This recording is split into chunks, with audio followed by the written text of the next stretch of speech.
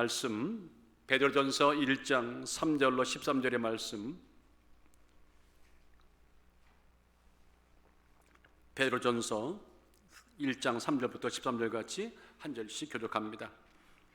찬송하리로다 우리 주 예수 그리스도의 아버지 하나님이 그 많으신 긍휼대로 예수 그리스도의 죽은 자 가운데 부활하심으로 말미암아 우리를 거듭나게 하사 산 소망이 있게 하시며 썩지 않고 더럽지 않고 쇠하지 아니하는 기업을 있게 하시나니 곧 너희를 위하여 하늘에 간직하신 것이라. 너희가 말세에 나타나기로 예비하신 구원을 얻기 위하여 믿음으로 말미암아 하나님의 능력으로 보호하심을 입었나니 그러므로 너희가 이제 여러 가지 시험을 인하여 잠깐 근심하게 되지 않을 수는 없었으나 오히려 크게 기뻐하도다. 너희의 믿음의 시련이 불로 연단하여도 없어질 금보다 귀하여 예수 그리스도에 나타나실 때에 칭찬과 영광과 존귀를 얻게 하려 함이라. 예수를 너희가 보지 못하였으나 사랑하는도다. 이제는 보지 못하고 믿고 말할 수 없는 영광스러운 즐거움으로 기뻐하니 믿음의 결국 곧 영혼의 구원을 받음이라. 이 구원에 대하여는 너희에게 임할 은혜를 예언하던 선자들이 연구하고 부지런히 살펴서 자기 속에 계신 그리스도의 영이 그 받으실 고난과 후에 얻으실 영광을 미리 증거하여 어느 시 어느 때를 지시하는 데를 상고하니라. 이 섬긴 바가 자기를 위한 것이 아니요 너희를 위한 것이 줄 알게 되었으니 이것은 하늘로부터 보내신 성령을 힘입어 복음을 전하는 자들로 이제 너희에게 거한 것이요 천사들로 살펴보기를 원하는 것이니라. 계속해서요. 그러므로 너희 마음의 허리를 동이고 근신하여 예수 그리스도에 나타나실 때에 너에게 가져올 은혜를 온전히 바랄지어다. 온전히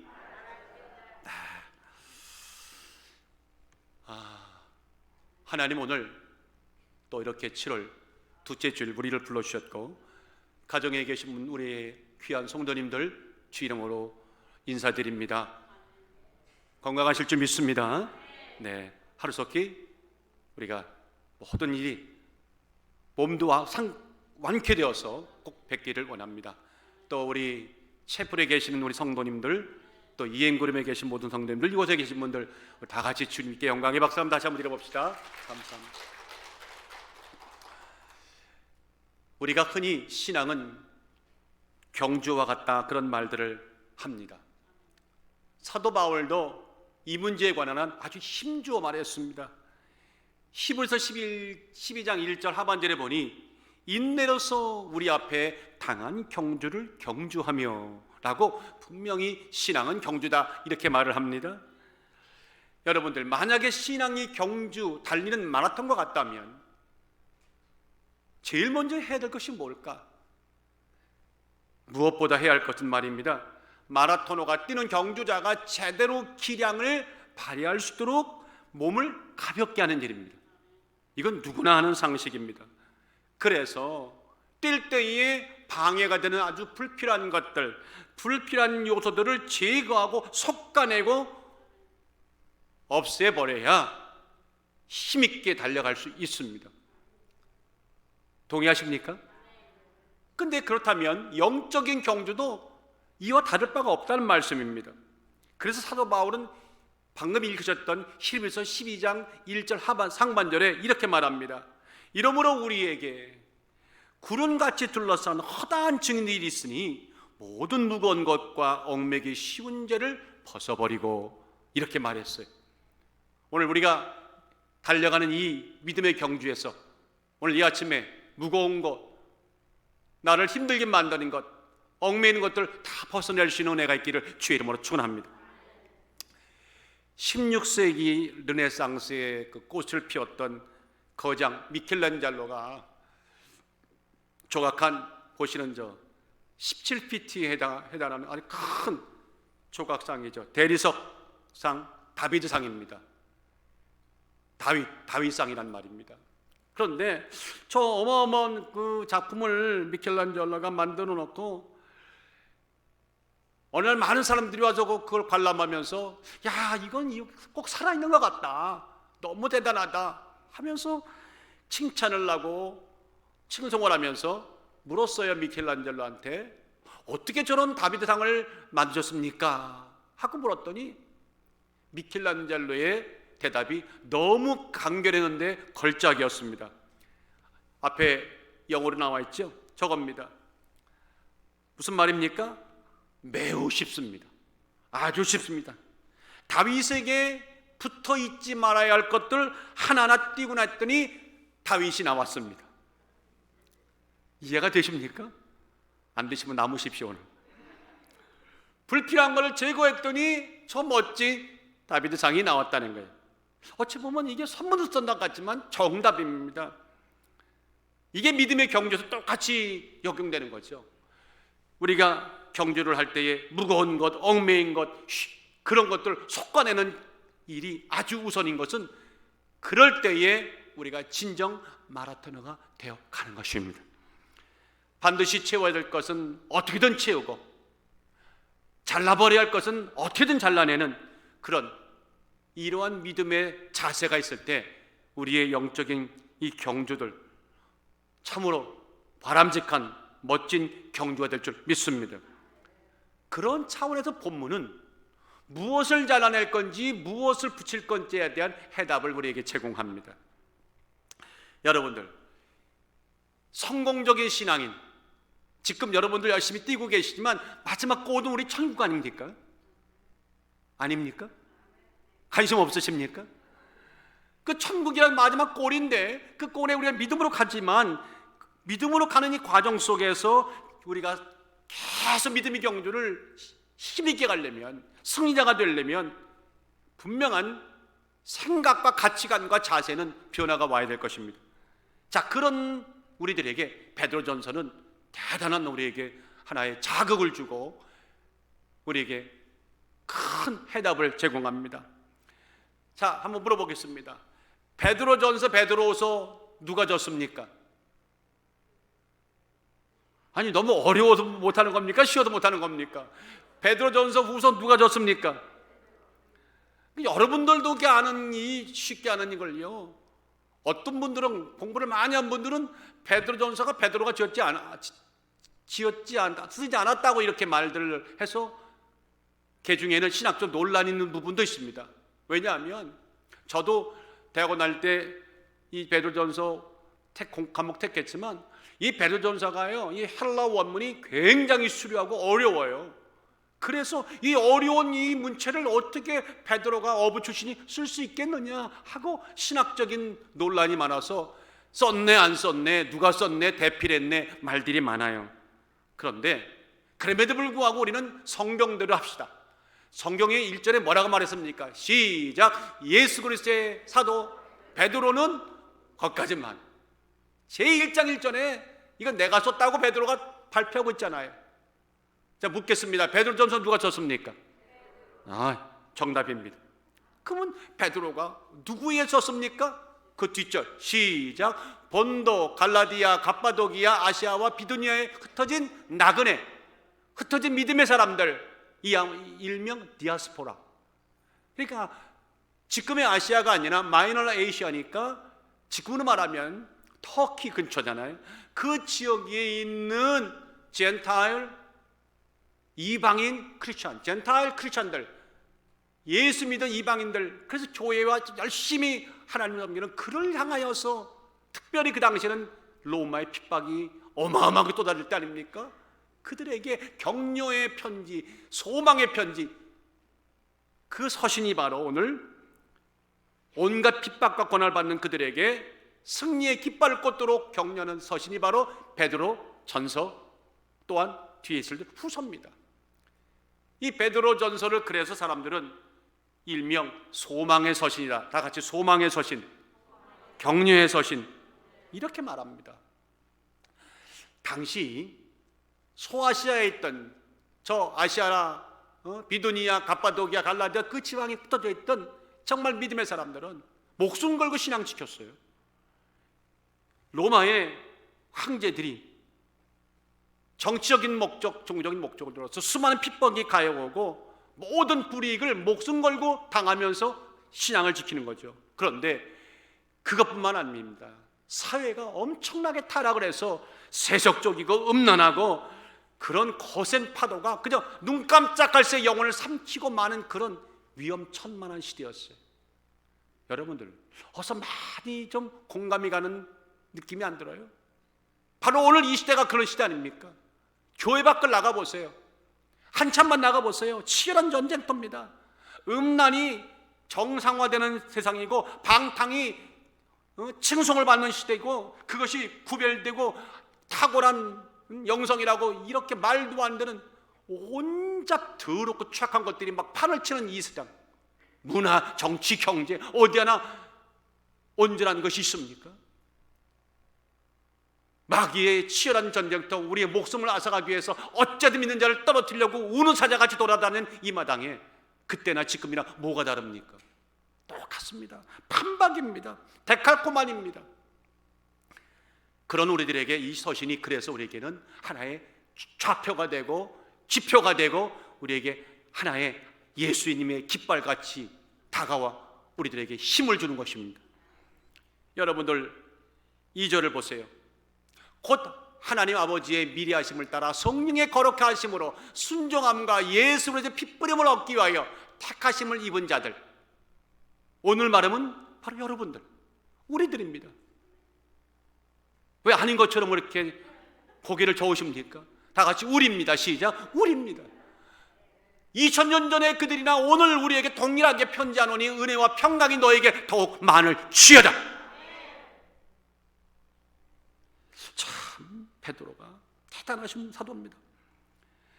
도대체 그 베드로 사도는 당시 소아시아의 디아스포라에게 이렇게 은혜와 평강이 있을지어다, 은혜가 더 많을지어다 라고 외치면서 시작하는 그 서신들을 한 절 한 절마다 우리에게 어떤 격려, 어떤 지침을, 영적인 우리에게 비밀을 말하고 있을까요? 어떤 권면이 있을까요? 오늘 꼭들 마음에 새기시면서 우리 계속 승리해 갑시다. 다 같이 시작. 얼마나 크게 승리할 것인가는 매 순간 얼마나 마음의 허리를 동이느냐에 달려있다. 전적으로 판가름 난다는 거예요. 승리하기 원하십니까? 영적 승리하기 원하십니까? 마음의 허리를 동이십시오. 동이는 만큼 승리합니다. 동이는 만큼 살 수 있습니다. 그것이 진짜 영적 실력입니다. 영적 실력은 다른 게 아닙니다. 마음의 허리를 동이는, 제대로 동이는, 확실히 동이는 그게 영적 실력입니다. 자, 오늘 본문을 보면 1절 2절에서 인사를 마친 베드로가 그냥 3절부터 본격적으로 그냥 거침없이 하고 싶은 얘기를 쏟아놓습니다. 근데 물어봅시다. 인사 두 마디 하고 나서 3절부터 쏟아놓은 때에 본격적인 말을, 핵심을 쏟아놓을 때 첫 마디가 뭐였습니까? 다 같이 시작. 찬송하리로다. 찬송하리로다. 찬송하리로다. 우리 주 예수 그리스도의 하고는 먼저 하나님을 찬양합니다. 참 멋지지 않아요? 어떤 환경과 조건 속에서도 하나님께 먼저 하나님이 하신 일에 대하여서 그 영광을 찬양하는 자들이, 바로 그런 특권을 가진 자들이, 살아있는 자들이 예수 그리스도의 증인된 하나님의 백성인 것을 믿으시기를 주의 이름으로 축원합니다. 교회 오시면요 제일 먼저 하셔야 돼요. 앉자마자 찬양합니다. 다 같이 오른손 왼손 들어서 교육받아야 돼요. 교회 오시면 누구 만날 때 인사하기 전에 먼저 하나님을 찬양합니다. 하나님을 찬양합니다. 시작. 하나님을 찬양합니다. 다음 주부터는요 교회 딱 내리시면 하나님을 찬양합니다. 마음이 달라져요. 이상, 제가 해봤어요. 부부싸움 오실 때도 걱정하지 마세요. 오자마자 하나님을 찬양합니다 하면 거기서 다 눈 녹더라고. 참 베드로는 감격에 찬 목소리로 하나님을 찬양할 수밖에 없는 이유에 대해 먼저 찬양합니다 놓고는 이유를 구구절절하게 4절, 7절, 9절에 계속해서 말해요. 4절 보세요. 썩지 않고 더럽지 않고 쇠하지 않은 깁을 우리에게 있게 하신 하나님 찬송합니다. 7절에서는 우리의 믿음의 시련이 불로 연단하여도 없어질 금보다 더하게 만들어주신 하나님을 뭐라고요? 찬송합니다. 9절에는 그런 모든 과정을 통해 믿음의 결국은 뭡니까? 영혼의 꾼 아닙니까? 영혼의 구원을 주신 하나님께 찬송합니다. 야, 정말 저는요 베드로전서를 늘 이렇게 대할 때마다 야, 이거 진짜 의심스러울 때 나도 있었어요. 이거 베드로가 썼다고요? 어부 출신의 베드로가 썼다고요? 이 얼마나 놀랍고 탁월한 영성인지 힘 있는 문체인지 정말 입이 쩍 벌어져요. 그런데 한편 생각하니까 베드로가 쓸 수밖에 없던 이유는 하나님이 그에게 지혜를 주니까 쓸 수밖에 없더라는 거예요. 그러니까 베드로 쓴 거 맞습니다. 13절에 베드로는 여기다가 방점을 두는 겁니다. 그러므로 너희의 마음의 허리를 동이고 근신하여 예수 그리스도 나타나실 때에 너에게 가져올 은혜를 주여 너에게 가져올 은혜를 온전히 바랄지어다. 마음의 허리띠가 동여져 있지 않으면 마지막 그날에 주님이 가져올 어마어마한 은혜를 볼 수도 없고 맛볼 수도 없고 누릴 수도 없다는 거예요. 그러니까 마음의 허리가 참 중요해요. 허리띠를 동해 매십시다. 베드로의 이 강력한 권고, 이 권면, 여러분들 13절의 시작이 뭐예요? 그러므로 아닙니까? 그러므로라는 접속사 아시잖아요. 앞에 낸 모든 내용 다 종합해서 그 결론을 말하는 거 아니에요? 앞에 낸 모든 내용들이 원인이라면 이 그러므로 뒷부분은 결과 아닙니까? 아니면 앞에 내용이 결과고 뒤에 내용이 원인일 수 있어요. 그런 상관관계가 있잖아요. 자, 그러니까 마음의 허리를 동이라는 말이 굉장히 중요한 건데, 그러면 도대체 마음의 허리를 동인다고 하는 그 상태가, 그 내용이 어떤 의미일까요? 이 동이다는 말 요새 잘 안 쓰는 표현들이잖아요. 사전적 의미를 보면 끈이나 실 따위로 감고 둘둘 묶는 거. 그러니까 동인다는 말을 묶는다는 말과 같은 얘기죠. 그렇죠? 자, 옷이 옛날 그 2000년 전에 디아스포라들, 영적인 순례자들이 여행할 때는 옷이 아시겠지만 그들의 옷은 좀 길잖아요. 도포식으로. 그 도포식으로 긴 옷들이 막 너플너플 거릴 때 참 불편함이 있지 않았겠어요? 그때에 어떤 각오를 다짐할 때는 끈으로 탁 묶어서 타이트하게 조이는 그런 형태를 지금 예수님이 떠올리고 하시는 얘기죠. 옷이 흐트러지지 않도록 끈으로 바싹 조이듯이 마음을 단단히 가듬고 그런 상태를 유지하는 것, 이게 뭐라고요? 마음을 동이다. 근데 성경에는요 여기만 나오는 게 아니에요. 여러 곳에 계속해서 나오죠. 가령 예를 든다면 이스라엘 백성들이 430년 종살이 마치 마감하고 하나님의 은혜로 애굽을 출발하기 전에 유월절을 지키던 그때, 떠날 만반의 준비를 하던 그때 어떤 모습이었다고 말합니까? 출애굽기 12장 11절에 말씀하기를 너희는 그것을 이렇게 먹을지니, 유월절이 어린 양이죠, 음식이죠. 먹을지니 허리에 띠를 두고, 그냥 먹지 마라. 허리에 띠를 두르고 발에 신을 신고 손에 지팡이를 잡고 먹다가도 여기 땅은 뛸 준비로 급히 먹으라. 이것이 유월절이니라. 아멘. 여러분들, 주님이 음식을 줄 때는요 편히 드지 마세요. 오늘 식사 혹시라도 집에 가서 하실 때는요 허리띠를 졸라매고 신발을 신고 여차못 뛸 준비. 교회 갔더니 이상한 얘기 하더라. 마음의 준비를 그렇게 하시라 그 말이에요. 바울도요 동일한 권면을 합니다. 에베소 6장 14절에 말씀하기를 그런즉 진리로 너희 허리띠를 띠고 의의 흉배를 붙이고. 진리의 말씀을 허리띠가 딱 둘러야 여기가 안전해집니다. 여러분들 허리가 든든해야 조금 휘청 안 거리잖아요. 여러분들 워낙 든든하시니까 걱정 안 하겠지만 그래도 바람 불 때 이게 약하면 흔들려요. 말씀에 딱 진리 허리띠가 딱 있어야 됩니다. 오늘 세상의 허리띠 풀으시고 진리 허리띠 이 시간 매시기를 주의 이름으로 축원합니다. 그런가 하면 주님도 제자들에게 축복받는 종의 교훈을 주실 때 누가복음 12장 35절을 보니 이 말씀을 인용합니다. 허리에 띠를 띠고 등불을 켜고 서 있으라. 너희는 마치 그 주인이 혼인집에도 돌아와 문을 두드리면 곧 열어주려고 기다리는 사람과 같이 되라. 교회가 지금 성도들이 지금 잠잘 때가 아니라는 거예요. 정말 주님 오실 날이 심히 카운트다운 들어갔는데 이럴 때 마음의 허리 동이 매고 주님이 마침 언제 오시더라도 주님 기총만 들면 얼른 문을 열어드리는 그런 자들이 진짜 복 있는 하나님의 종들이라고. 그때도 뭐예요? 허리띠를 졸라매고 있어라. 여러분들, 마음의 허리를 동인다고 하니까 어떤 분들이 이렇게 말해요. 목사님, 너무 조금 광범위한 것 같아요. 좁혀주세요. 그게 어떤 모습인데요? 이런 모습입니다. 마음의 허리띠를 동인다는 말은 경계하는 자세죠. 마치 밤새 적들이 막 수십만 수백만이 몰려왔는데 진을 치고 있는데 언제 쳐들어올지 모르니까 성루에서 밤새도록 보초병이 눈을 부라리고 적들을 경계하는 모습. 이게 마음의 허리띠를 동이는 거다. 그래서 베드로전서 5장 8절에는 근신하라 깨어라 너희 대적 마귀가 우는 사자같이 두루다니며 삼킬 자를 찾나니 너희 믿음을 굳게 하여 저를 뭐라고요? 대적하라. 마귀는 대적하는 겁니다. 세 사람만 아멘하면 안 돼. 다 해야 돼요. 마귀는 대적하는 겁니다.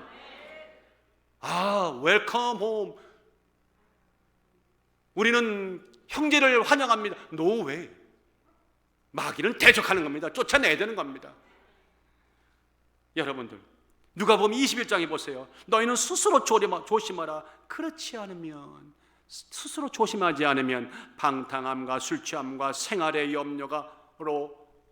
염려로 마음이 둔하여지고 뜻밖의 그날의 덫과 같이 함정과 같이 너에게 임하리라. 그러니까 이 두 말씀을 종합해 본다면 마음을 동이는 것은 앞서 말했던 구절에 너희의 믿음을 굳게 하라는 말과 누가복음 21장의 말씀처럼 스스로 조심하라, 이 두 가지 마음을 딱 뭉쳐놓고 나면 그것이 마음을 동이는 건데 한마디로 경계하는 자세다. 이해가 되시면 아멘. 여러분들, 그런 면에서는요, 베드로가 할 말이 있어요, 없어요? 성경을 보세요. 그런 면에 저 경계하는 자세로 살았던 모습에 관한 베드로는 할 말이 없어요. 유구무원입니다. 고개를 둘 수 없어요. 그래서 오늘 이 말씀, 이 베드로전서 쓸 때 자신의 옛날의 모습을 보면서 가슴을 치며 썼을 거예요. 자, 예를 들면 마태복음 26장 31절에 보세요. 때에 예수께서 제자들에게 이르시되 오늘 밤에, 바로 오늘 밤이다, 너희가 다 나를 버리리라.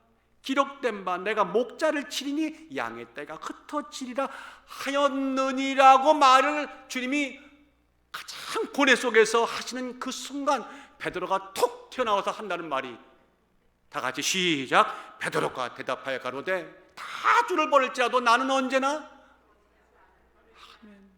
한 말은 참 청산유수였어요. 너무 괜찮았어요. 당장 부인했어요. 극구 부인했어요. 그런데 지나보고 나니까 저 말이 나쁘다는 것이 아니라 저 말을 하기 순간에 왜 주님이 그렇게 하셨을까, 그 말 하셨을까에 대한 깊은 고뇌와 어떤 갈등과 조심스러운 마음이, 허리띠를 좀 동이는 마음이 있었으면 그 다음 그는 큰 잘못을, 실수를 범하지 않았을 겁니다. 예수께서 가라사대 내가 진실로 내게 이르노니, 그 다음에 계속 말씀하는 거예요. 오늘 밤에 여러분, 닭이 3번 울기 전에 내가 나를 부인하리라. 아니면 내가 닭 울기 전에 내가 3번 나를 부인하리라. 전자입니까 후자입니까? 닭이 3번 울어야 부인하는 거예요? 닭이 울기 전에 내가 3번 부인하는 겁니까? 그렇죠. 대충 묻어가시려고 마스크 떴다고 그러시는 게 아닙니다. 정직하게 말씀하십시오. 분명 말하기를 닭이 울기 전에 네가 3번 부인하라. 주님이 아주 콕 집어줬어요. 베드로가 노, 아닙니다. 그런데 어떻게 됐어요? 진짜로 그랬어요. 진짜 그랬어요. 베드로가 그러되 내가 주와 함께 죽을지언정 주를 부인하지 않겠나이다. 그렇게 담백하게 힘있게 말했는데 그 아랫절 내려가 보니까 이런 말씀이 있어요. 이에 베드로가 예수의 말씀에 다굴기 전에 내가 3번 나를 부인하라 하심이 생각나서 밖에 나가서 심히 통곡하니라. 예수님이 잡혀갈 때에 제사장 가이바에게도 쫓아가고 탁 갔는데 그를 알아보는, 너 예수의 제자 아니야? 너 예수 믿는 무리당 아니야? 할 때 아니요 나도 모르게 그냥 툭툭 부인하더니 나중에는 난 전혀 저를 모른다고 저주까지 했잖아요. 그때서야 불사 너무 괴로워서 밖에 나가 계속 통곡했다. 오늘 이 말씀들이 그런 아픔들이 있기 때문에 오늘 베드로는 이렇게 힘있게 말하는 겁니다. 나같이 실수하지 마세요. 그런가 하면 허리를 띠를 동여맨다고 하는 것은요, 더 큰 은혜를 주실 것을 바라보는 아주 적극적인 바라보는 거죠. 오늘 강단에서 어떤 말씀이 올까 하는 분들의 눈빛은 여기서 볼 때 막 레이저 광선이 팍팍 나와. 내가 이렇게 막 피하냐 가까다 이렇게. 근데 어떤 분들은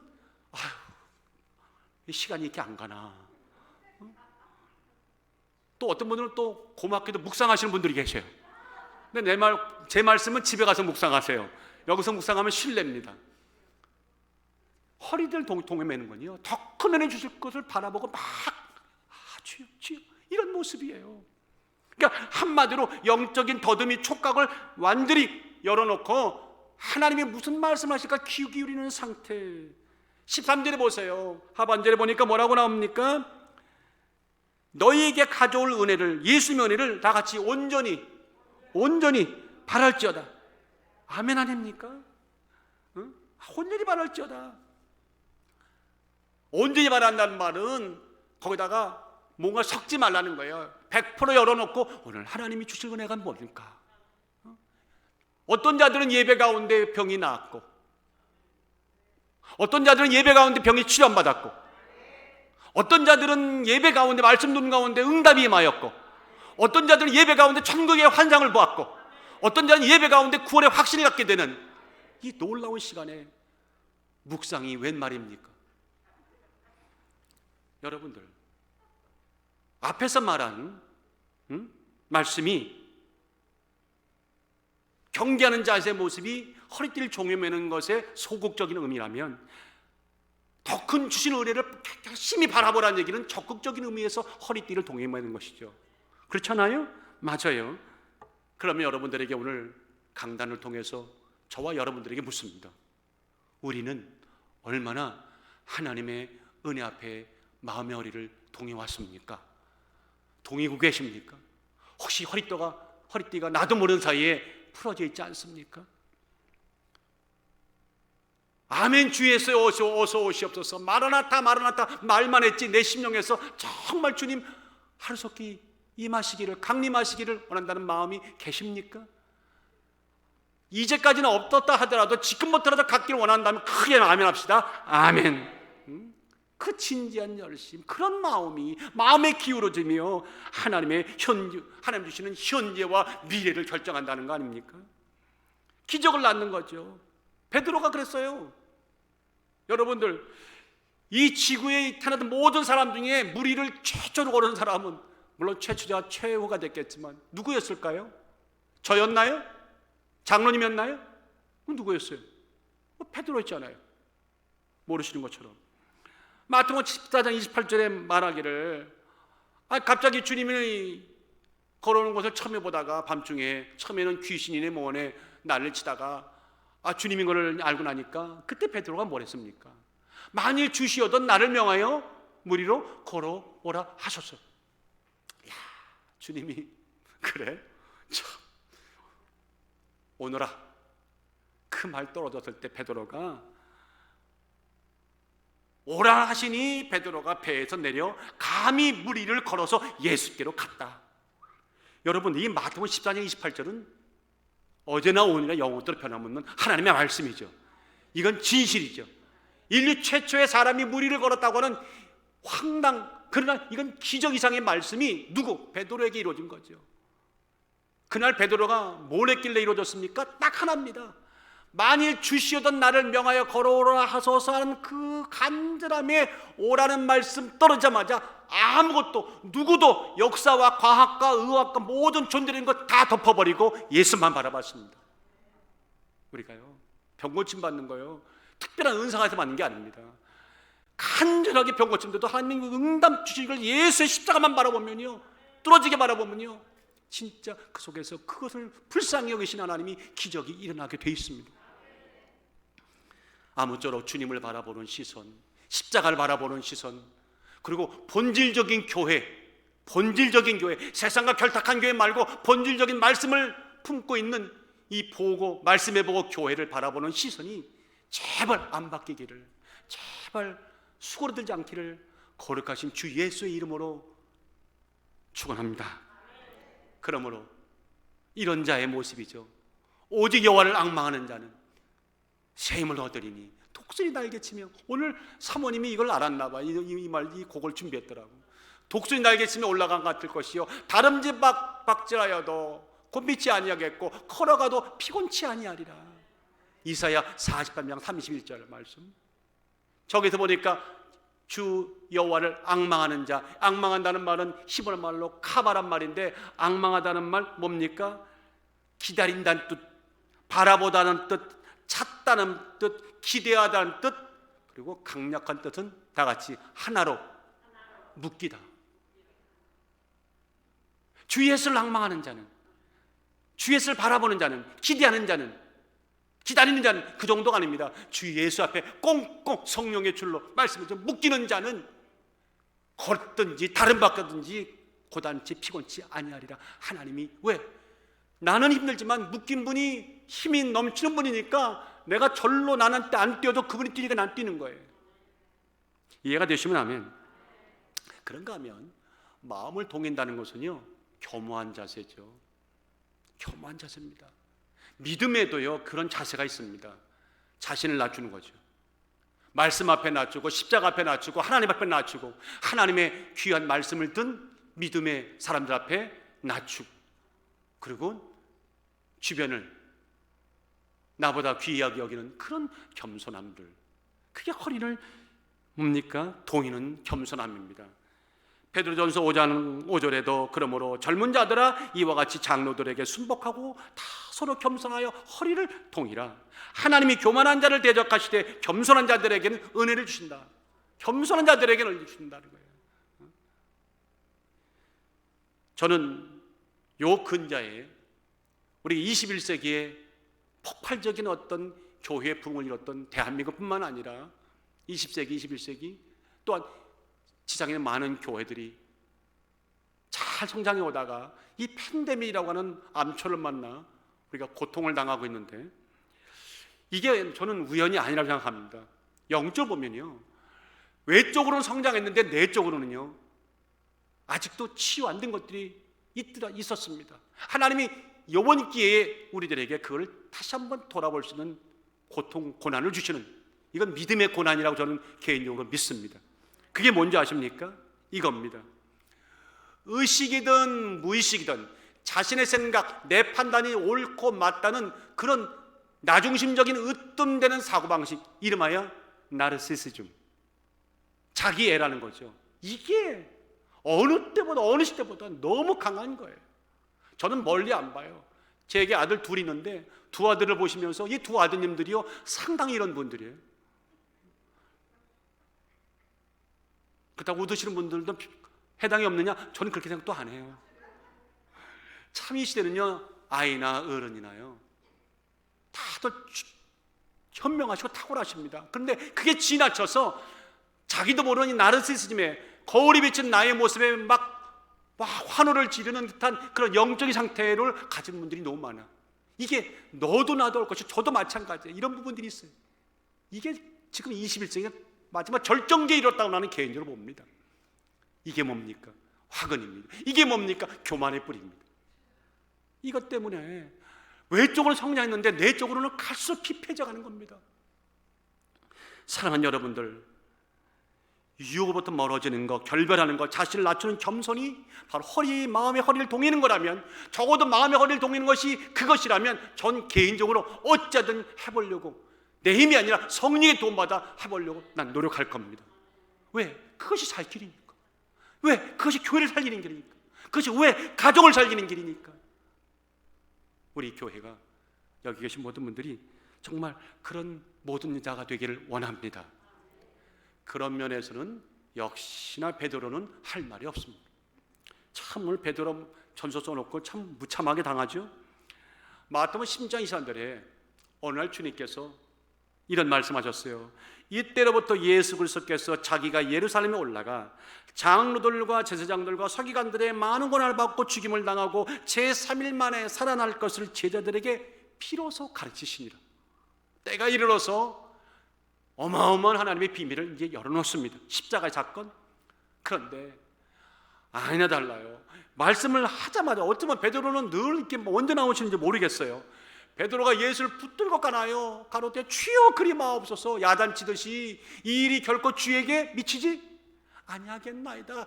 이에 예수께서 베드로에게 이르시되 다 같이 시작. 사탄아 내 뒤로 물러가라. 너는 나를 넘어지게 하는 자로다. 저는 할 때마다 웃음밖에 안 나는데 참 말은 다 옳은 것 같은데 그 타이밍과 그 생각에 깔려있는 그의 동기와 그 지혜가 너무 인간적이었음을 꾸짖으시는 거예요. 그리고 하시는 말씀이 뭐예요? 네가 하나님의 일은 생각지 아니하고 사람의 일만을 생각하는도다. 이 일에는 두 가지가 있어요. 하나님의 일, 세상 일. 어저께 설교했지만 예수 믿는 사람들은 두 가지 부류밖에 없어요. 하나는 다 같이 순례자, 한 분은 피난민. 똑같이 예수 믿는 사람인데요, 한 사람은 순례자의 길을 걸어가요. 말씀을 따라 허리를 동에 메고 걸어가요. 그런데 한 부류는 예수 믿는 중에서도 피난민들이 있어. 문제만 왔다면 짐 쌀 준비하시는 분들, 언제든지 여기가 좋사오니까 여기가 아니라 거기가 되는 분들. 여기는 한 분도 없어. 캘리포니아 많아요. 참, 우리는 피난민의 삶이 아니라 순례자의 삶이 우리의 살아야 할 삶의 몫인 줄 믿습니다. 역사와 시대를 물어나고 마음의 허리를 동이는 자는 세상을 변화시킵니다. 그런 자들은 피난민이 아닙니다. 순례자임을 삽니다. 그래서 그런 자들은 역사를 뒤바꾸고 환경을 뒤바꾸고 시간을 뒤바꿔서 죽어야 할 자리에 사람의 존중과 그 사람의 자유함과 그 사람의 미래를 한꺼번에 책임지는 위대한 역할을 했습니다. 그 중에 한 분을 제가 꼽으라면 우리가 다 아는 에브라함 링컨, 미국의 제16대 대통령. 그분이 무슨 일을 하는지는 얘기 안 해도 다 아시잖아요. 제가 하고자 하는 얘기는 1865년이군요. 1865년 4월에 링컨이 암살당하죠. 정말 거대한 거목이 쓰러지는 거죠. 그때의 그 암살당한 그 광경이 너무나 가슴 아파. 시를 쓴 자유시, 그 당시에 자유시의 아버지로 불리는 미국의 문학사의 가장 혁명적인 시인 월트 위트만이 있습니다. 저 월트 위트만이 링컨 대통령이 암살을 당하는 그 광경을 이렇게 시로 남겼습니다. 제목은 오 캡틴, 오 캡틴. 오 함장님, 오 함장님. 오 함장님, 우리 함장님. 끔찍한 항해가 끝났습니다. 노예가 해방됐다는 것이죠. 노예제도가 끝났습니다. 배는 온갖 황폐를 견뎌냈고 우리는 추구하던 목표를 성취했습니다. 항구가 가까워지며 종소리가 들립니다. 사람들이 모두 환희에 차 있습니다. 그들이 안정된 용골을 굳세게 하고 용감한 배를 바라보고 있습니다. 그런데 오 가슴이 흐르는 이 붉은 핏방울, 우리 함장님이 죽어 싸늘하게 식은 몸으로 갑판에 누워있다니. 이런 시입니다. 굉장히 유명한 시였죠. 인류 역사에 한 획을 남기는 어떤 그 사건을 링컨을 통해서 이루시고, 그 사건이 종착역 목표했던 항구가 거의 다 왔는데 거의 다 온 지점에서 그 함장된 링컨이 총을 맞고 쓰러졌습니다. 안타까운 죽음을 너무나 안타까워서 애도하는 이 위트만의 시. 아직 링컨은 할 일이 너무 많아 있는데 지금 간다는 것은 말이 안 된다고 하는 안타까움과 또 한편으로는 그 만약에 링컨이 그 일을 해야 할 나머지 일이 남겼다면 누군가는 또 다른 링컨이 나타나서 그 일을 해야 한다고 하는 강력한 그런 염원이 담겨있는 시라고 저는 생각합니다. 여러분들 보세요. 한 사람의 생각이 자유와 존중과 존경이라고 하는 인간의 격에 대해서 마음의 허리띠를 동였을 때 세상은 이렇게 달라지고, 그런 자들의 죽음까지라도 가슴을 치면서 오 함장이라 부를 수 있는 위대한 역사는 아직도 세계 곳곳에서 우리 심령 가운데 영적인 이처럼 산화가 되고 불같이 일어나는, 이것이 뭡니까? 허리띠를 동일 때 가능하다, 그 말입니다. 우리가 오늘 이 미국 유나이티드 스테이트 아메리카, 이 1774년에 76년에 독립했던 이 나라가 오늘 여기까지 왔는데, 더욱더 이 나라가 기독교의 뿌리 가운데 계속 마음의 영적인 허리가, 믿음의 허리가 동여져 가기를 예수의 이름으로 축원합니다. 에레미야 32장에 보니까 여러분들,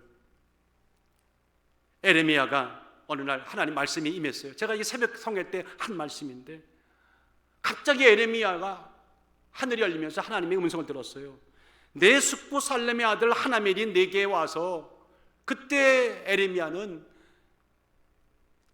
이스라엘 백성이 원하지 않는 예언을 한다는 그 이유 때문에 성전들에 갇혀 있었어요. 근데 갇혀 있는 자에게 네 숙부의 아들 사촌 하나멜이 올 거다. 그리고 땅을, 내가 사건 땅을 좀 사달라고 할 텐데 그 땅을 사라. 이게 지금 말이 안 되는 거거든요. 그 당시는 지금 이 유다 왕국이 멸망하기에 초일기에 들어간 때요. 전부 다 걸음만 날 살려 도망가는 그때에 이 하나멜이 자기 땅을 누군가에 팔고 싶었는데, 하필이면 지금 갇혀있는, 하나님 말씀을 전한다는 것 때문에 갇혀있는 에레미야에게 와서 이 땅을 사라고 분명히 할 텐데, 에레미야야 무조건 사라. 저는 처음에 이 말씀이 이해가 안 됐어요. 근데 형제 보니까 이것이 하나님 말씀인 줄 알았으므로 내 숙부의 아들 하나멜에게 아나도에 있는 땅을 밭을 사는데 은 17세기는 상당한 값을 주고 탔다. 지금 나라가 망하는 판에 땅을 사라고도 내놔도 안 팔리는 판에 에레미야를 왜 샀을까?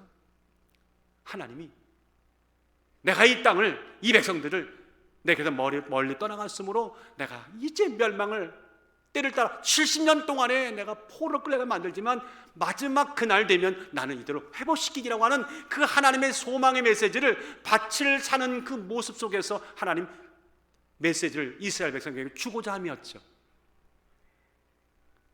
그 사실을 알았던 몰랐던 에레미야는 순종합니다. 하나님의 말도 안 되는 어떤 요구가 온다 하더라도 허리를 졸라매고 동이고 아멘합니다. 오늘 이 아침에 때를 따라 우리가 이해한다는 말씀이 우리에게 온다 하더라도 하나님을 믿으신다면 순종함으로 마음의 허리띠를 동일시는 여러분과 제가 되기를 주의 이름으로 축원합니다. 그러면 여러분들, 마음의 허리띠를 동이는 자에게는요 어떻게 알 수 있느냐? 그런 자는 두 가지 특징이 뭐예요? 첫째 하나는 다 같이 오히려 크게 기뻐함. 시작. 오히려 크게 기뻐. 또 하나는 살핌. 영적인 살피는 믿음이 꼭 삶에 드러나요. 이게 제 얘기가 아닙니다. 6절을 먼저 한번 읽어볼까요? 6절을 한번 시작. 그러므로 이제 너희가 이제 여러 가지 시험을 인하여 잠깐 근심하게 되지 않을 수는 없었으나 뭐라고요? 오히려 크게 기뻐하도다. 지금 로마 형제들이 네로가 그리고 그 대를 잇는 황제들이 막 예수 믿는 사람들 전부 다 잡아갖고 화형에 시켜버리고 사나운 맹수에 물려 죽게 하는 이런 어마어마한 핍박이 이르는데, 그런 고난이 있지만 주눅들거나 기절하지 말라는 거죠. 도리어 이 고난을 통해 하나님이 큰 일을 꿈꾸면서 기뻐하라는, 이건 정말 들어도 이해한다는, 그러나 분명히 하나님의 뜻이 담겨진 그런 말씀이에요. 오히려 크게 기뻐하다는 거예요. 소아시아 지역에 흩어져 있는 성도를 향한 베드로의 이 멋진 일관입니다. 여러분들, 기뻐하다는 말이요, 아갈리아오란 말인데, 이 아갈리아오란 말은 아간이란 말과 할로마이란 말이 이게 컴바인 월드, 합성어예요. 아간이란 말은 much, many, 많이란 뜻이고, 할로마이란 말은 뛰다, 점프란 뜻이에요. 그러니까 기뻐하다는 말을, 크게 기뻐하다는 말은 바꿔 말은 뭐예요? 펄쩍펄쩍 뛴다는 거예요. 아니 이게 펄쩍펄쩍 뛸 일입니까? 지금 뭐 죽느냐 사느냐 수많은 고난이, 그래서 가족이 뿔뿔이 흩어지고 잡히는 족족 불에 태워 죽이는 그런 극명한 고난과, 이건 핍박이라기보다는요, 차라리 총으로 쏴주면 그냥 아멘하고 가겠어요. 살아있는 맹수들의 밥으로 던져지는 이 처참한 광경들이 도초에 질비하여서 땅굴 속에 들어가서 신앙을 지키게 되는 그때에 베드로 말하기를, 그럼에도 불구하고 뛰면서 기뻐하라는 거예요. 자, 이거 도대체 이 베드로가 정신 나간 사람이 아니고서 내가 어떻게 이런 말씀할 수 있을까요? 이유는요, 이미 밝혔어요. 아까 여러분 3절부터 5절 쭉 읽으셨잖아요. 찬송하리라 해놓고는 뭐라고 말했습니까? 거기 한번 다시 한번 보세요. 우리 주 예수 그리스도의 아버지 하나님이 그 많으신 국률대로 예수 그리스도의 죽은 자 가운데 부활하심으로 말미암아 우리를 거듭나게 하셨다. 그래서 산소망, 생명은 누구나 영원할 수 없다. 인생이 70여 강남 80이라 언젠가는 떠나가는 인생이지만 우리에게는 영원은 산다고 하는 산소망이 생겼다는 거예요. 그런가 하면 썩지 않고 더럽지 않는, 쇠하지 않는 기업을 하나님이 이미 주셨다는 거예요. 아멘. 그런가 하면 궁극적으로 우리가 구원이라고 하는 하나님의 우주의 주인의 그 자리에, 그 은혜에, 그 선물에 우리가 혜택을 입었고 나는 그 속에 있노라. 그러니 오늘 고난을 당한다 하더라도 그 고난이 가볍다는 것이 아니라 그 위중한 고난일지라도 나는 이 받은 은혜로 충분히 이길 수 있다. 성도들이여 크게 기뻐하십시오. 참 이 말을 하면서도요, 베드로는 눈물을 흘리면서 이 말씀을 전했을까요? 왜? 살아있는 소망 때문에. 살아있는 소망 때문에. 살아있고 앞으로 계속 살아있는 그 산소망이 있기 때문에 그는 크게 기뻐하는 겁니다. 여러분들, 우리가 사도행전 16장을 볼 때마다 늘 감동받는 내용 하나 있죠. 빌립보성에서 바울이 복음을 전할 때 점치는 귀신 하나 들린 여종을 구해줬더니 그 점치는 귀신을 두었던 주인이 돈벌이가 끊어졌다고 화가 나가지고는 바울을 이상한 풍습을 전한다 해서 관원에게 고소하고 잡혀가 갖고는 얻어 맞을 대로 얻어 맞고 터질 대로 터지고, 그리고 착고에 차서 저 깊은 감옥에 그 외지에서 아무도 모르는 곳에서 수갑에 차인 채, 착고에 차인 채 저 깊은 곳에 갇혔던 사도 바울, 그들이 이제 살아나올 수 있을까요? 그들을 기억해 주는 사람이 있을까요? 누가 그 사도 바울을 살릴 수 있을까요? 신라를 살릴 수 있을까요? 그런데 성경에 보니까 그런데도 바울과 신라가 그 밤중에 찬양을 불렀다는 거 아닙니까? 주님의 높고 위대하심을 다같이 내 영혼이 찬양하네. 주님의 높고 위대하심을 내 영혼이 찬양하네.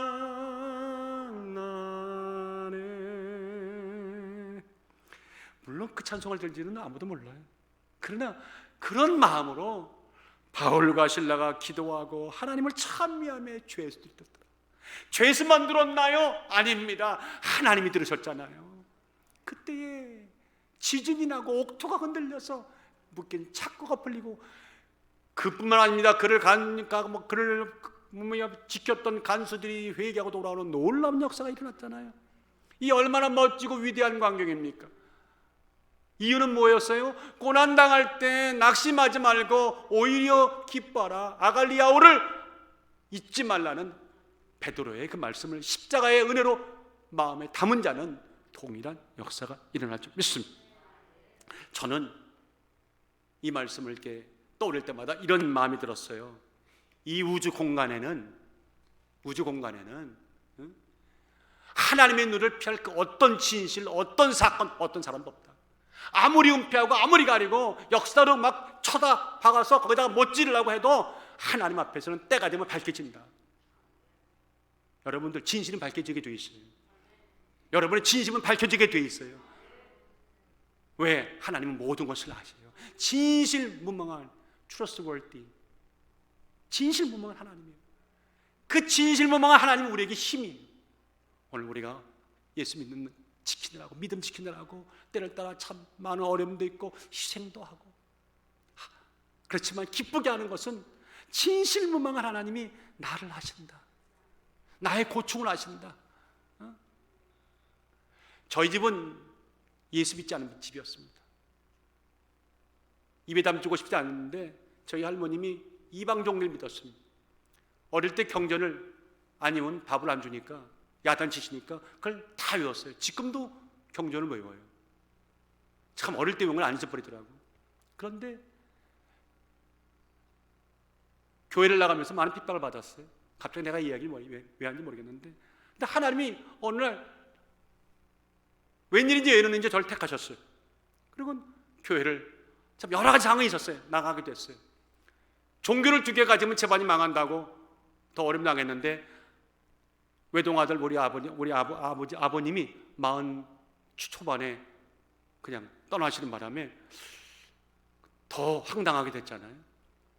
자, 그런 모든 일들이 있었지만 하나님이 지금 생각하니까 그 후로 가정이 구원을 받고 저희 형님도 목사님이 되셨고 저희 식구들 다 예수 믿고 이제까지 참 은혜롭게 살아가는 것을 보면은, 야, 하나님이 정하신 것은 반드시 이루어지는구나. 진실무망한 하나님은 우리를 진실무망하게 건실 계획만 갖고 계시구나. 그래서 어려워도 기뻐하라. 오늘 여러분들 서로 맞아보시면서 어려워도 기뻐합시다. 시작. 어려워도 기뻐합시다. 그런가 하면요, 그런 사람들은요 항상 살펴보는 믿음이 삶에 보여요. 무슨 말인가 하면, 들어보세요. 하나님의 구원에 대해서는 너에게 임할 은혜들을 예언하던 선자들이 연구하고 부지런히 살펴서 자기 속에 계신 그리스도의 영이 그 받으실 고난과 후에 얻으실 영광을 미리 증거하여 어느 시 어떠한 때를 지시하는지를 상고하니라. 여러분들, 과거에 수많은 선자들이, 믿음을 정말 하나님 섬겼던 선자들이요, 하나의 특징이 있는 것이 뭔지 압니까? 하나님의 영이 임했던 사람들은 하나님의 말씀이 어떻게 이루어지는지, 어떻게 예언이 우리 땅에 임하는지를 계속해서 살피는 믿음이 나날이 커졌다는 거예요. 그들의 살피는 믿음, 그들이 그래서 말씀을 살피고 말씀을 상고하여서 외치는 그 입술을 통해 수많은 사람들이 하나님의 그 언약을 깨닫게 됐다는 겁니다. 이게 뭐냐? 마음의 허리띠를 동여맨 사람들은 그렇게 하나님의 뜻을 살피는 주밀함과 은혜가 있더라는 것입니다. 구약 선지자가 그랬습니다. 하나님의 구원에 대해 알기를 연구하고 부지런히 살폈습니다. 그런 자들에게 하나님은 은혜를 베푸셨습니다. 그리스도의 성령을 보내주시며 깨닫게 하여 주었습니다. 여러분들, 저기 보세요. 살피다는 말이 익제라우나호란 말입니다. 익제라우나란 말은 간절히 찾다는 말이에요. 간절히 찾다는 말이에요. 간절히 찾는 자들에게는, 특별히 이 혼탁한 시대에는, 난 여러분들이 다른 믿음보다도 하나님의 말씀과 뜻이 어떻게 이루어지는지를 간절히 살펴보고 찾는 그 믿음이 여러분에게 선물로 주어지기를 예수 이름으로 축원합니다. 갑작스럽게 이런 말씀 드려서 미안하지만, 저분 혹시나 아시는 분이 계신지 모르겠는데요, 한국인만 모르는 다른 대한민국이라고 하는 책을 쓰신 분입니다. 한글로.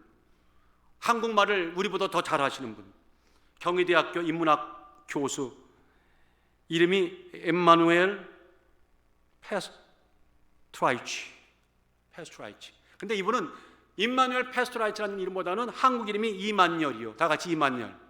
그 이만열 교수님이요. 저분이 한국만 모르는 다른 대한민국이라는 그 책을 써서 한동안 센세이션이 됐는데, 제가 왜 이 말씀을 갑자기 하냐면, 혼탁하다는 말이 나오니까 지금 한국만큼 혼탁한 적이 어디 있는가? 뭐 한국만 그런가? 전 세계적으로 이게 경향인데, 특별히 이분은 이렇게 말해요. 오늘날 한국을 가장 위협하는 큰 요소는 북한도 아니고 경기 침체도 아니고 특정 정치인의 행태도 아니라 문화적 데카당스. 문화적 데카당스란, 이 데카당스란 말은 퇴락이라는 말입니다. 그러니까 문화적인 타락이 어마어마하게 이제 대한민국에 지금 쓰나미같이 지금 젊은이건 나이 드신 분이 막 쓰러가고 있다는 거예요. 이게 문화적 이 데카당스가 한국뿐만 아니라 전 세계의 경향이랑 21세기 경향이라는 거예요. 퇴폐적인 문화. 그러니까 말이요, 음식, 술, 성적 쾌락, 휴가, 스포츠 타밍, 뭐 이런 말해서 문화라는 명목으로 사람을 영혼을 빠뜨리게 만들어서 진짜 이것이 진리화되는 그런 시대가 지금 이 시대라는 거예요. 그래서 지금 이 쓰나미가 밀려온 시대에 적어도 교회가 살아날 길은 더욱더 말씀의 반석에 서고 말씀을 찾아서 그 말씀이 어떻게 우리 안에 통과되도록 가는가, 이거를 오늘 교인들이 고민을 하고 이 말씀을 다시 살아있도록 성령의 덧입을 받아야 된다는 것입니다. 이만일의 그분이 얘기한 것은 그건 아니었지만 뒷부분은 제가 같은 붙인 결론이에요. 이념 편향적인 풍토도 뭐 말할 것도 없잖아요. 지금 뭐 신앙의 영역까지 이제 깊숙이 파고들어서 이런 얘기 종종 들었어요. 시대가 바뀌면 믿음도 바뀐다. 여러분, 시대가 바뀌면 믿음이 바뀝니까? 그럼 어제 하나님은 오늘의 하나님이 아니고 오늘의 하나님은 내일의 하나님이 아닙니까? 하도 우리가 다운로드 받아가지고 막 업데이트하니까 하나님도 업데이트가 되는 줄 알아요. 하나님이 하시는 일이 업데이트가 여러분, 하나님이 하시는 일이 업데이트가 어디 있어요? 그분 자체가 업데이트 최상업도 업데이트인데, 그걸 만드신 분인데 시대가 바뀌면 믿음도 바뀐다고요? 그래서 교회를 어떻게 해야 된다고요? 신앙을 이렇게 저렇게 하라고요? 제발 부탁합니다. 어제나 오늘이나 영원토록 변함없으세요. 말씀은 어제나 오늘 똑같아요. 그래서 누구에게나 진리가 되는 거예요. 누구에게나 어느 때나 누구에게나 어떤 상황에도 진리가 되니까 그 말씀 자세히 살펴보세요. 아침 저녁으로 꼭 좋은 거 드실 때 꼭 말씀 좀 한 개씩 드세요. 신약 한 개 드시고 구약 한 개 드시고, 이게 정성스럽게 다려 드시면 어떻게 정성이 다리냐? 기도하시며 드시는 게 다려 드시는 거야. 그러면 우리 일생이 달라져요. 한번 따라합시다. 스스로를 모니터링하라. 스스로를 모니터링하라. 시작. 스스로를. 이제는 나 자신을 모니터링해요. 남, 문화, 세상도 중요하지만 나 자신을, 내가 얼마나 순간적으로 욕심에 빠져들고 내가 얼마나 순간에 문화에 빠져드는지, 그리고 가야 할지 말할 곳에 내가 서슴없이 가는지를 계속해서 살펴보세요. 문화적 데카당스라든가 신앙적 데카당스라든가 종교적 데카당스에 빠지지 마시고 십자가를 지고 늘 승리할 수 있는 여러분 되시길 주의 이름으로 축원합니다. 결론을 맺겠습니다. 결론입니다. 누군지 아십니까? 누구세요? 99세요. 금년에 100세 되시는 김영석 연세대 명예교수 잘 아시죠? 저분이 신앙은 바다를 건널 때 잡는 밧줄과도 같다는 말을 했어요. 제가 오늘 결론을 내면서 이 말씀으로 결론을 짚니다. 여러분들 지금 갖고 계신 여러분들 마음속에 심령에 자리 잡은 믿음은 마치 밧줄과도 같아서 험난한 바다를 지나갈 때 여러분의 배를 끌고 가는 위대한 밧줄입니까? 그런 힘이 있습니까? 밧줄과 같은 신앙을 우리가 매일 갖고 살아가고 있습니까? 좋습니다. 이거는 김형석 교수의 표현입니다.